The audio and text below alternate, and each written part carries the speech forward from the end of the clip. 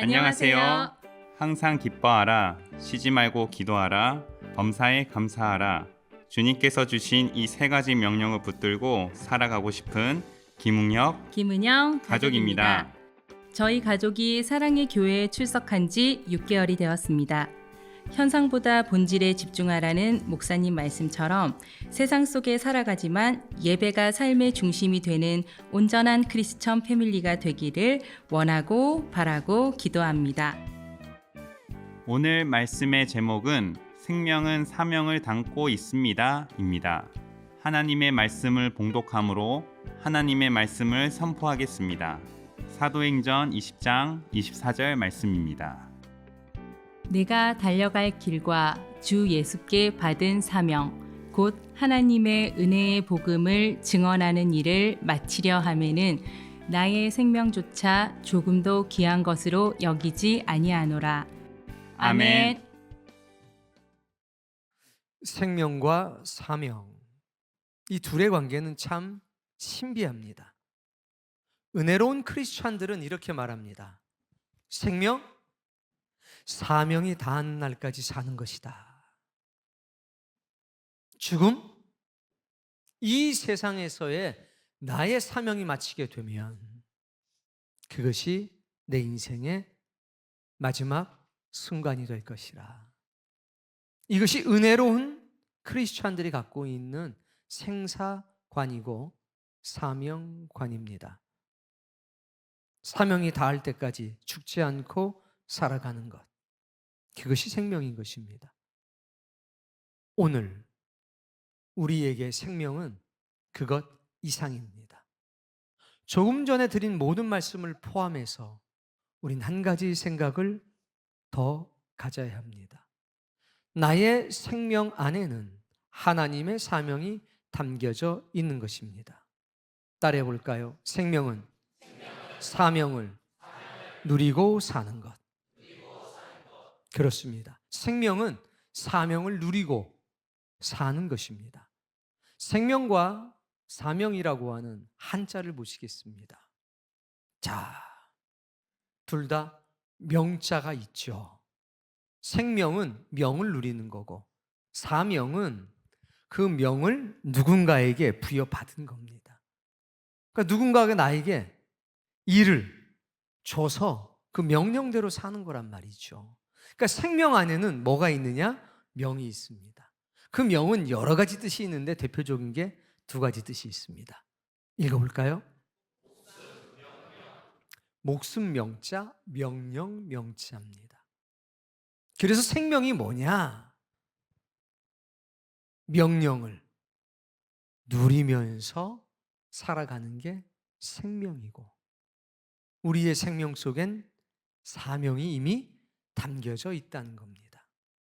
자, 사명을 누리고 산다는 건 뭐냐면요, 즐기는 겁니다. 뭐를? 사명을. 자, 우리가 몸이 너무 아프고 힘들면 입맛이 없죠. 여러분들은 못 느낄 거예요. 입맛이 없다는 게 뭔지를. 아휴, 안 먹으면 너무 힘이 없으니까 억지로 먹어요.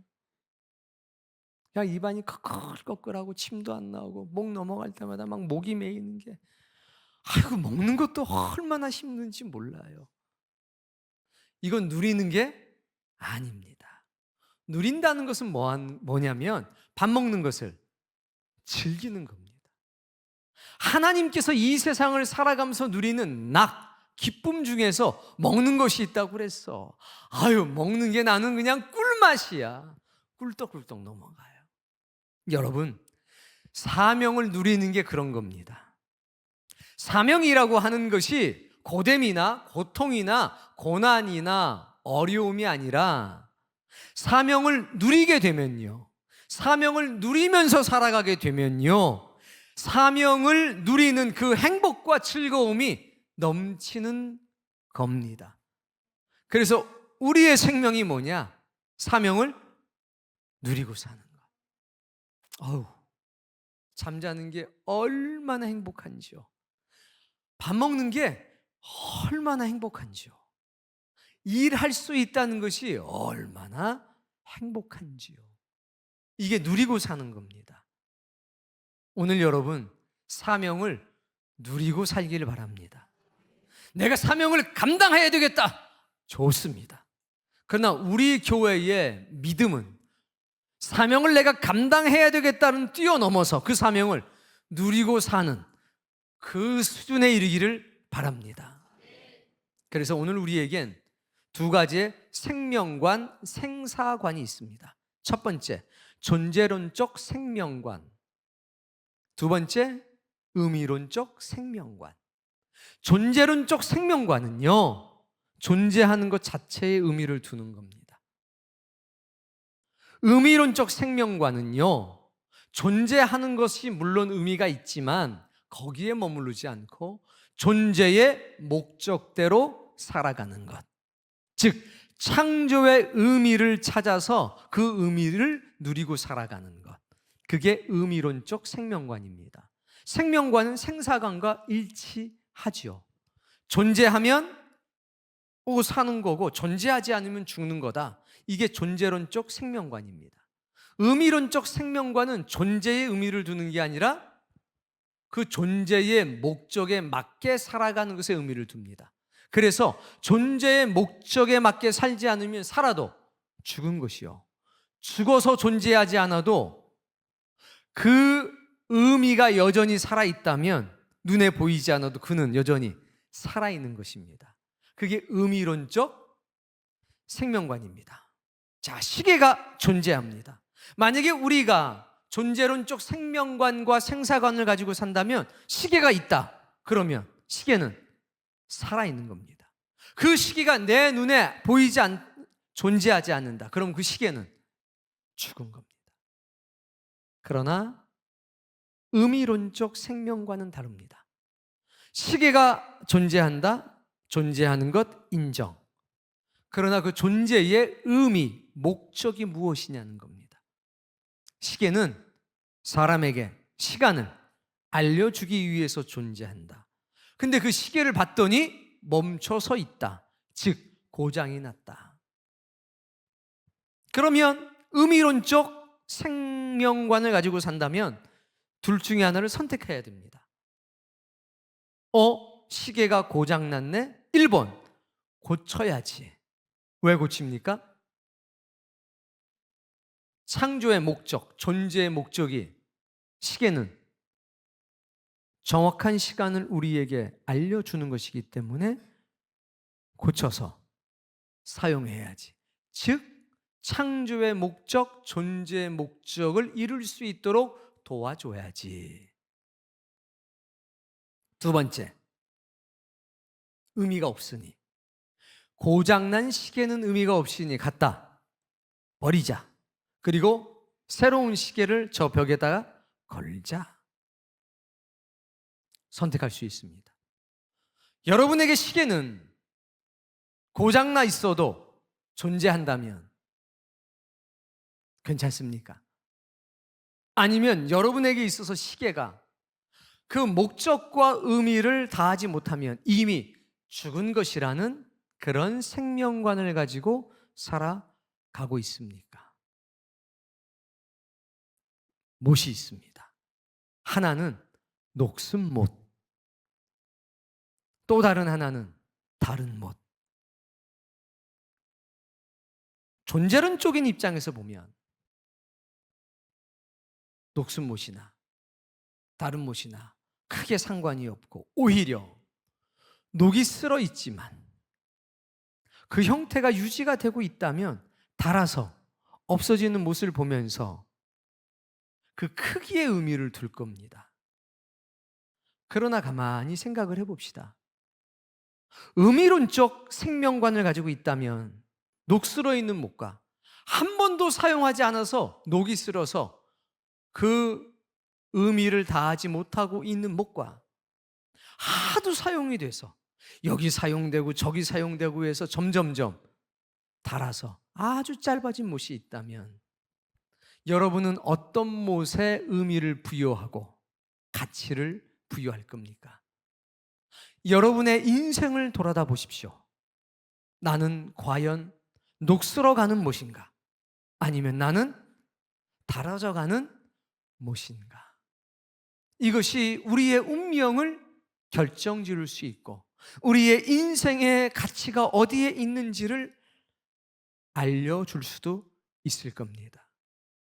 여러분, 여러분의 인생은 창조의 목적에 맞게 작동하고 있습니까?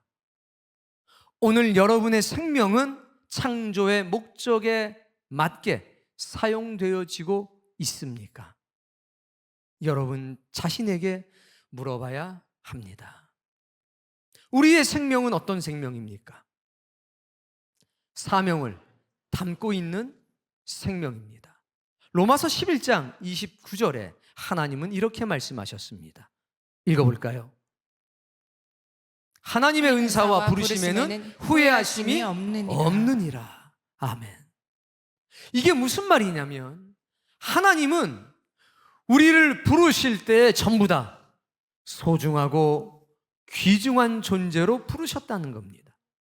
우리 중에 쓸모없는 사람이 한 명도 없다는 겁니다. 사이즈는 달라도 용도는 달라도 하나님 볼 때 우리 모두는 너무나 귀하다는 것입니다. 여기서 한 걸음 더 나아가게 되면 이렇게 되는 겁니다. 하나님은 우리를 이 땅에 보내실 때 우리를 사랑하셔서 우리에게 생명을 주실 때에 그 생명 가운데에 사명을 두셨다. 그 생명 가운데에 은사를 두셨다. 그래서 후회하심이 없는 겁니다. 나는 막중한 사명을 받고 태어난 사람입니다. 인간은 사명적 존재라는 겁니다. 목적이 분명하다는 겁니다. 사명의 사자는 심부름시킬 사, 일사자입니다. 그러니까 인간의 사명에는 당연히 세 가지 요소가 있을 수밖에 없습니다. 첫 번째, 보내신 사람, 보내신 분. 두 번째, 보냄을 받은 사람. 세 번째, 사명의 내용. 쉽게 얘기하면 심부름을 보낸 자, 두 번째, 심부름을 받은 사람, 세 번째, 심부름의 내용. 우리는 그것을 사명이라고 얘기하는 거고 우리는 그것을 은사라고 얘기하는 겁니다. 나를 이 땅에 보내신 분이 있습니다. 하나님. 보내심을 받은 사람이 있습니다. 우리 한 사람 한 사람. 그런데 세 번째에서 갈립니다. 심부름의 내용을 자각한 사람과 심부름의 내용을 자각하지 못한 사람, 은사와 사명을 자각한 사람과 은사와 사명을 자각하지 못한 사람. 내 생명 가운데 하나님의 사명이 담겨져 있습니다. 이것을 자신의 간증으로 증언하고 고백하고 있는 사람이 있고, 내 생명 속에 하나님의 사명이 있기는 한데 라고 점점점 찍혀 있는 사람이 있다는 거죠. 오늘 여러분 자각이 있기를 바랍니다. 칼 힐티라고 하는 유명한 사상가가 있었습니다. 그는 이렇게 말했습니다. 인간 생애의 최고의 날은 자기 인생의 사명을 자각하는 날이다. 하나님이 나를 이 목적에 쓰시겠다고 작정한 그 목적을 깨닫는 것이다. 인생 생애의 최고의 날은 언제냐? 자기 인생을 바칠 큰 목표와 사명을 발견하는 날이다. 그 날은 위대한 날이요, 그 날은 감격의 날이요, 그 날은 기쁨의 날이요, 그 날은 거듭나는 날이요, 그 날은 가장 행복한 날이다. 사람은요, 자신의 생명을 바쳐서 지킬 것이 있을 때 비로소 행복합니다. 사람은요, 자신의 생명을 바쳐서 해야 될 일이 있을 때 존재의 의미와 가치가 빛을 발하는 겁니다. 오늘 본문의 사도 바울도 똑같은 고백을 합니다. 24절 말씀 읽습니다. 내가 달려갈 길과 주 예수께 받은 사명. 바울은요, 이미 자각했어요. 뭐를? 내 생명 가운데 하나님의 사명이 있다는 사실을 자각했습니다. 내가 생명을 바쳐서 지켜야 할 것이 있고 내가 생명을 바쳐서 해야 할 일이 있다는 것을 바울은 자각했습니다. 그래서 행복했습니다. 사명을 감당하고 사는 게 아니라 사명을 누리고 사는 사람이 된 겁니다. 내가 달려갈 길, 주 예수께 받은 사명이 있다. 곧 읽어봅시다. 하나님의 은혜의 복음을 증언하는 일을 마치려 하매는 그게 뭐냐, 사명이. 은혜의 복음, 하나님의 은혜의 복음을 전하는 것이 나의 사명이다. 그것이 나의 은사다. 그게 내가 존재하는 목적이다라고 말을 하는 겁니다. 그래서 바울은 말합니다. 나에게 있어서 사는 것, 죽는 것, 그게 중요한 게 아니다. 내가 살아도 주님을 위해 살고, 내가 죽어도 주님을 위해 죽는 것이 의미가 있는 것이지, 사는 것, 존재하는 것, 죽는 것, 존재하지 않는 것, 이거 나에게 하나도 의미가 없다라고 말하는 겁니다. 내 생명은 하나님의 은혜의 복음을 전하는데 사용되어지기에 충분하다. 그 사명이 마치는 날 나는 하나님께 부름을 받을 거다. 그 간증을 지금 하는 겁니다. 나의 생명조차 읽어봅시다. 조금도 귀한 것으로 여기지 아니하노라. 생명이 귀하지 않다는 것이 아니라 내 생명은 사명을 위해서 쓰여질 때 가장 값어치 있다는 겁니다. 내가 이 사명을 다 했다면 이 땅에 남아있을 이유가 조금도 없다는 겁니다. 이 은혜로운 고백이 오늘 여러분의 고백이 되기를 바랍니다. 따라해 볼까요? 나의 생명에는 하나님의 사명이 담겨져 있습니다. 내 생명엔 하나님의 사명을 담고 있습니다. 얼마나 멋집니까? 그런데 이 사실을 자각한 사람이 있고 아직 이 사실을 자각하지 못한 사람이 오늘 예배하는 성도님 가운데 존재합니다. 자각한 사람은 그 사명을 누리는 기쁨이 있기를 바랍니다. 아직 자각하지 못했다면 오늘 여러분들에겐 위대한 기도의 제목이 하나 생기게 되는 겁니다. 하나님, 나의 생명 속에 담겨져 있는 하나님의 사명을 자각하게 하옵소서. 나의 생명을 다해서 지켜야 할 것이 있고 나의 생명을 사용해서 해야 될 일이 있게 하옵소서. 우리 찬양단 세션들이 연주를 합니다. 견디고 버티는 일 되지 않기를 바랍니다. 내 생명에 담겨진 사명 중에 하나가 되기를 바랍니다. 그러면 누리죠. 누림 속엔 행복이 있고 누림 속엔 감격이 있고 누림 속엔 감사가 있고 누림 속엔 즐거움과 기쁨이 있는 겁니다. 이게 생명 안에 사명을 담고 살아가는 사람이 누리는 놀라운 행복이라는 겁니다. 자, 17절 말씀을 한번 읽어볼까요? 바울이 밀라도에서 사람을 에베소로 보내어 교회 장로들을 정하니 네. 지금 상황이 어떻게 되는 거냐면 바울은 지금 예루살렘을 향해서 가고 있습니다. 오순절이 이르기 전에 예루살렘에 도착하려고 하고 있습니다. 그래서 가장 아끼고 사랑했던 무려 3년이나 헌신하고 봉사하고 섬겼던 예배소 교회를 들리지 않고 지나갔습니다. 밀레도라고 하는 곳에서 예배소에 사람을 보냅니다. 거기서 장로님들을 부릅니다.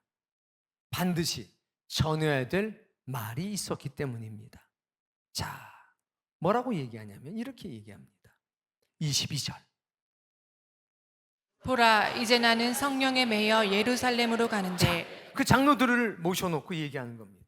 봐라, 이제 나는 성령에 매여 예루살렘으로 간다.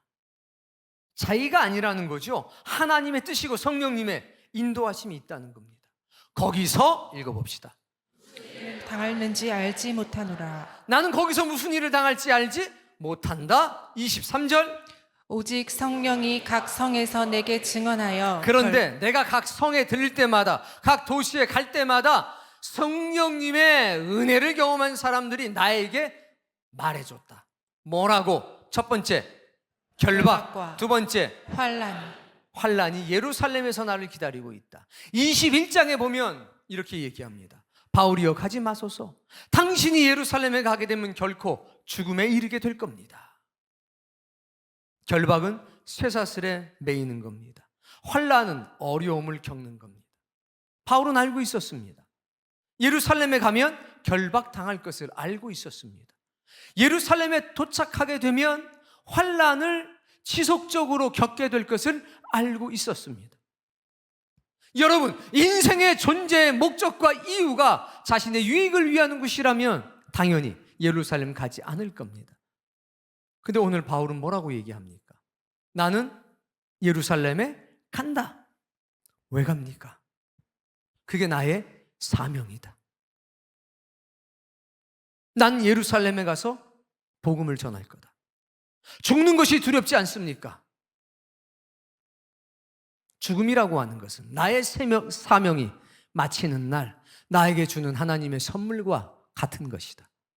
내가 예루살렘에서 죽을지 로마에 가서 죽을지 그건 알 수가 없지만 나는 복음을 전하기 위해서, 나는 사명을 누리기 위해서 두려움 없이 이것을 받아들이겠다라고 얘기하는 겁니다. 사랑하는 성도님, 존재하는 게 의미가 있는 게 아니라 창조의 목적에 맞게 살아가는 것이 의미가 있는 겁니다. 적어도 크리스찬들에게는 그렇습니다. 하나님 앞에 부름받은 사람들에게는 그렇다는 겁니다. 오늘 여러분이 예배당 안에 존재하는 것 중요합니다. 그러나 더 중요한 것은 지금 예배당 안에 존재하는 여러분의 가슴 속에 생명의 불이 타올라야 한다는 겁니다. 하나님의 은혜의 말씀이 타오르고 있어야 한다는 겁니다. 그렇지 않으면 여기 앉아 있는 것이 무슨 의미가 있겠습니까? 하나님의 은사와 부르심에는 후회하심이 없다. 자, 야고보서 4장 13절과 14절의 말씀 읽겠습니다. 들으라, 너희 중에 말하기를 오늘이나 내일이나 우리가 어떤 도시에 가서 거기서 1년을 머물며 장사하여 이익을 보리라 하는 자들아. 보편적인 사고예요. 오늘이나 내일이나 어떤 도시에 가서 거기서 1년 동안 내가 장사할 것이라. 그리고 거기서 이익을 볼 것이라. 누구 생각이죠? 내 생각이죠. 1년은 장사해서 이익을 봐야 되겠다. 그 사람의 생명 안에는 뭐가 담겨져 있습니까? 이익이 담겨져 있는 겁니다. 생명 속에 이 이익을 담고 사는 사람들아, 생명 속에 담겨져 있는 하나님의 사명을 미처 깨닫지 못한 사람들아. 14절, 내일 일을 너희가 알지 못하는도다. 너희 생명이 무엇이냐? 너희는 잠깐 보이다가 없어지는 안개니라. 너희의 생명은 무엇이다? 아침 안개와 같다. 네가 오늘 존재한다고 내일도 존재할 것이라고 생각하느냐? 여러분, 존재론적 생명관을 던져버릴 수가 있다면, 의미론적 생명관을 가질 수가 있다면 우리의 인생은 그 순간부터 놀랍게 달라지게 될 것입니다. 내일 네가 이 세상을 떠날지도 모르는데 1년의 계획을 세우고 거기서 이익을 찾는다고, 너의 생명을 이익이라고 하는 것에 한정지어서 살아간다고, 그런 생명은 안개와 같은 생명이라. 옆에 있는 친구에게 물어보세요. 당신의 생명 안엔 이익이 담겨 있습니까? 아니면 하나님의 주신 사명이 담겨 있습니까? 라고 한번 물어봐 주세요.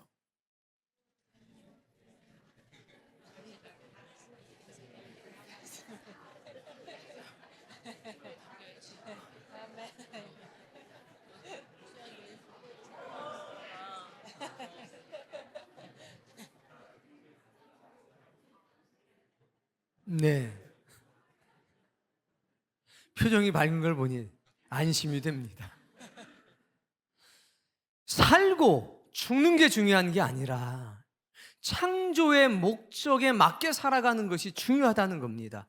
하루를 살아도, 한 시간을 살아도 존재하는 것 중요하지요. 존재하는 게 중요한 건 존재의 목적에 맞게 살아가기 때문에 존재가 중요한 거지. 창조의 목적과 존재의 의미 없이 존재하기만 한다면 녹슬어가는 못이 되는 것 아닐까요? 고장난 시계가 되어서 마치 장식품처럼 그 자리를 차지하고 있는 건 아닐까요? 25절에 바울은 예배소 교회 장로님들에게 이렇게 말합니다. 읽어봅시다.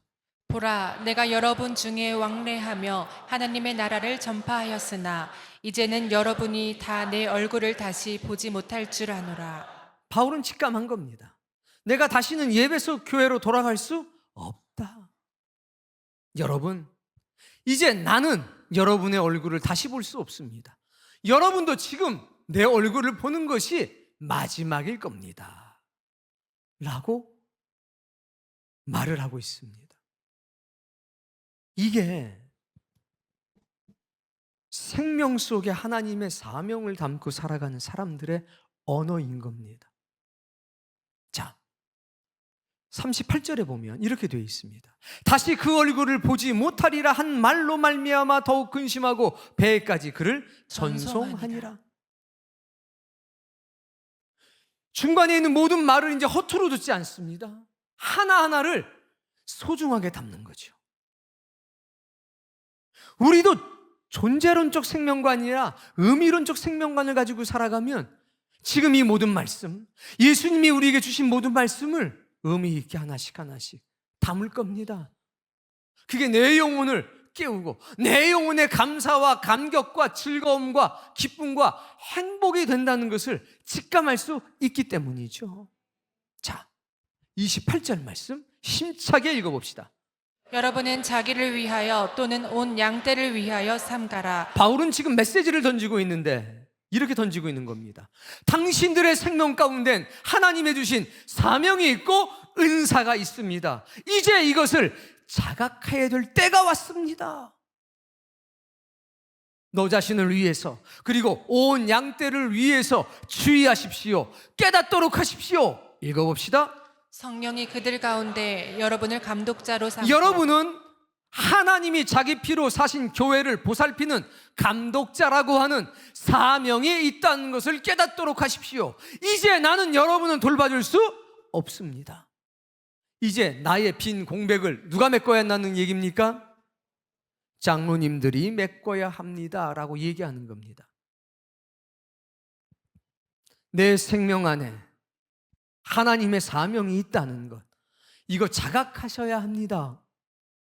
자각하지 못하고 있다면 눈물로 기도해야 합니다. 하나님, 내 생명 가운데 있는 하나님의 은사와 하나님의 사명을 자각하게 하옵소서. 이 기도가 날마다 여러분의 입술에서 떠나가지 말아야 합니다. 사역이 어떤 것이냐? 그것보다 더 중요한 것은 그 사역, 그게 나의 사역이 되고 나의 사명이 되고 있냐는 겁니다. 의미 없이 왔다 갔다 존재만 하는 사람이 아니라 어디가 있든지, 교회 안에 있든지 교회 바깥에 있든지, 가정 가운데 있든지 가정 바깥에 있든지, 사회 가운데 있든지, 어디서 무엇을 하든지 하나님이 나를 창조하신 목적, 이 땅에 보내신 목적, 존재하게 하시는 의미, 그 의미에 맞게 지금 살아가고 있는지를 점검해야 합니다. 그래야 감격이 넘치는 하루하루가 될 수가 있고, 그래야 행복한 하루하루가 될 수 있습니다. 29절 말씀. 내가 떠난 후에 사나운 이리가 여러분에게 들어와서 그 양떼를 아끼지 아니하며. 내가 떠나갔습니다. 그리고 예배소 교회는 19장에 보니까 성령의 역사가 불처럼 일어나고 있었습니다. 그러자 박해가 시작됩니다. 경고하는 겁니다. 사나운 이리가, 거짓 목자가 교회 안으로 들어올 겁니다. 그리고 그 양떼를 혹사시킬 겁니다. 미혹시킬 겁니다. 30절. 또한 여러분 중에서도 제자들을 끌어 자기를 따르게 하려고 어그러진 말을 하는 사람들이 일어날 줄을 내가 아노라. 장로님들 가운데서도 사욕을 채우기 위해서 당을 짓는 사람이 나타날 수도 있습니다. 이러한 일이 있을 걸 내가 알고 있습니다 라고 얘기합니다. 그러니까 주의하라는 겁니다. 사명을, 내 생명 안에 담겨진 사명을 기억하고 살라는 겁니다. 생명 속에 이익을 담지 말고 사명을 담고 살라고 애타게 말하고 있는 것입니다. 사랑하는 성도님, 여러분의 생명 가운데 사명이 불타고 있습니까? 아니면 여러분의 생명 가운데는 생존에 관한 욕구만 있습니까? 여러분의 생명 가운데는 하나님의 나라에 대한 강력한 소망이 있습니까? 이 세상 그 어떤 것보다 하나님의 나라라고 하는, 천국이라고 하는 것이 가장 소중한 가치가 돼서 여러분의 마음속에, 여러분의 기도에 가장 고상한 자리를, 소중한 자리를 차지하고 있습니까? 아니면 세상 사람들이 그러한 것처럼 인생고에, 여러분의 기도에 가장 중요하고 소중한 자리를 내어주고 있습니까? 여러분이 어떤 일을 하거나 혹은 어떤 일을 하지 않을 때에 그것을 결정하는 가장 중요한 요소는 어떤 것입니까? 나의 이익입니까? 나의 편리입니까? 아니면 나의 믿음이고 나의 사명이고 하나님의 나라입니까? 인생에 바람이 쉬지 않고 불어옵니다. 그런데 어떤 사람들은 계속 요동하고 흔들립니다. 왜? 존재의 의미, 창조의 목적, 나를 나다게 하는 소중한 것이 그 가운데 없기 때문입니다. 내 생명 가운데에 하나님의 사명이 담겨져 있으면 그 사명을 따라 모든 것을 바꿉니다. 모든 것을 바꿉니다. 잠시 잠깐의 고난과 어려움은 있을 겁니다. 그러나 내 인생의 가장 소중한 것은 하나님께서 내게 심부름시킨 것이다. 이 세상을 살아가면서 해야 될 일은 바로 그것이다 라는 자각이 있으면 내 생명을 다해서 지켜야 할 것이 있고 내 생명을 바쳐서 해야 될 일이 있으면 그런 사람은 세상이 감당할 수가 없는 법입니다. 그러나 형편을 따라 살면, 처지를 따라 살면 계속 바뀝니다. 계속 흔들립니다. 이것이 지나가면 저것이 오고 저것이 지나가면 다시 이것이 오고.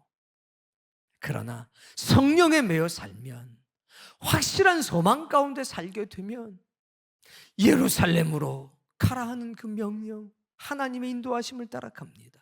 여기에서 가면 결박당합니다. 가면 환난을 당합니다. 가면 죽음의 시작이 당신을 엄습할 겁니다. 괜찮습니다. 나에게 있어서 중요한 것은 살고 죽는 게 아닙니다.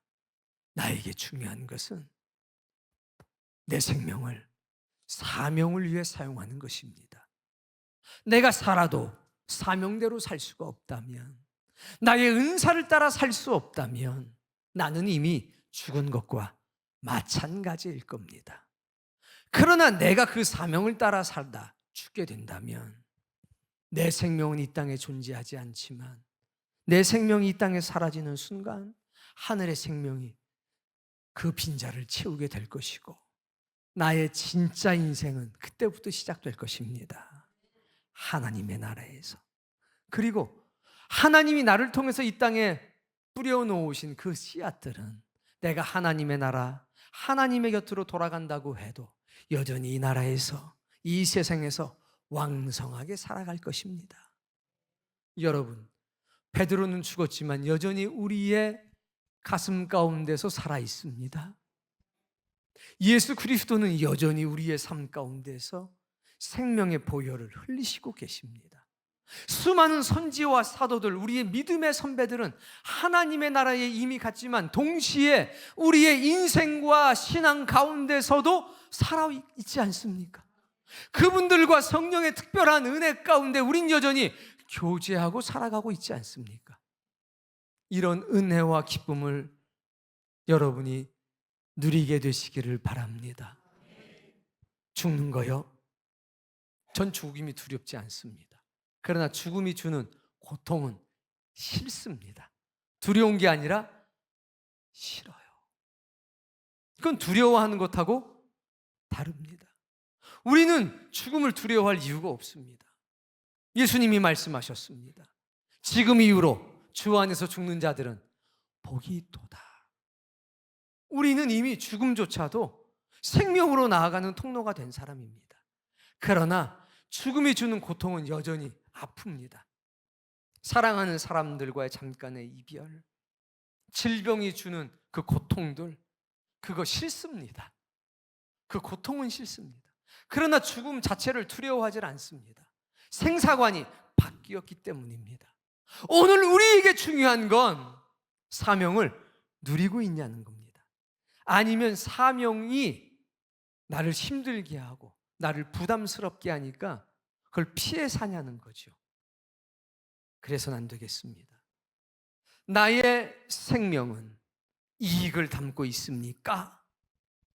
나의 생명은 하나님의 사명을 담고 있습니까? 이 둘 중에 한 가지를 택하셔야 될 것 같습니다. 오늘 내 생명 가운데 하나님의 사명이 담아져 있다, 담겨져 있다, 이 사실을 자각한 분들이 있다면 마음껏 누리시기 바랍니다. 아직 그 사실을 자각하지 못했다면 하나님께 감사의 기도를 하십시오. 간청의 기도를 하십시오. 하나님, 나의 생명에 담겨있는 하나님의 거룩한 사명을 깨닫게 하소서. 그 은사를 깨닫게 하소서. 그리고 이제 그것에 매여져 살아가는 기쁨이 있게 하소서. 내 인생의 가장 행복하고 복된 날은 그날인 겁니다. 하나님께서 나를 이 땅에 보내신 이유를 자각하는 날, 나에게도 사명이 있다는 사실을 깨닫게 크는 날, 그날이 가장 위대한 날이 될 것이고 감격의 날이 될 것이고 기쁨의 날이 될 것이고 거듭나는 날이 될 것입니다. 그날 이후로 우리의 삶은 나는 살아도 주를 위해 살고 죽어도 주를 위해 죽노라. 이 위대한 고백이 여러분의 간증이 되어지는 역사가 나타날 줄로 믿습니다.